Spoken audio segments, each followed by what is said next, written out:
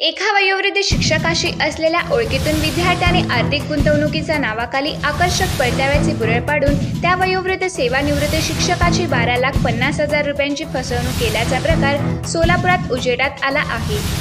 याबाबत सलीम शमशोद्दीन वळसंकर वय वर्ष 68 राहणार रमाकांत कर्णिकनगर सोलापूर यांनी MIDC पोलीस ठाण्यात दिलेल्या फिर्यादीनुसार त्यांचाच विद्यार्थी असलेला सोहेल हरजतखान पटेल राहणार कांदा बाजार अक्कलकोट याचे नाव आरोपी म्हणून निष्पन्न झाले आहे। तो गायब झाला असून त्याचा शोध पोलीस घेत आहेत।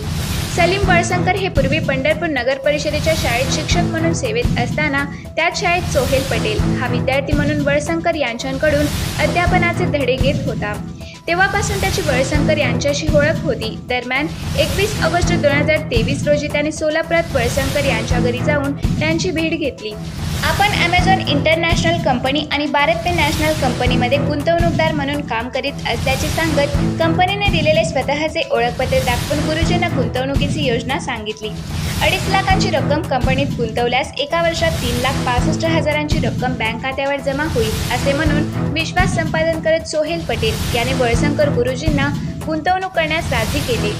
वेळोवेळी मिळून वळसंकर यांनी 12,50,000 रुपयांची रक्कम गुंतवली, परंतु वर्ष उलटून गेले तरी परतावा मिळत नसल्यामुळे अडचणीत आलेल्या वृद्ध वळसंकर यांनी सोहेल पटेल याच्या पाठीमागे लकडा लावला असता त्याने उडवाउडवीचे उत्तरे दिली आणि शेवटी त्याने मला रक्तदाब आणि मधुमेहाचा त्रास आहे, तुम्ही मला पैसे परत मागितले तर मी तुमच्या नावाने चिठ्ठी लिहून आत्महत्या करीन अशी धमकी दिल्याचे फिर्यादीत म्हटले आहे।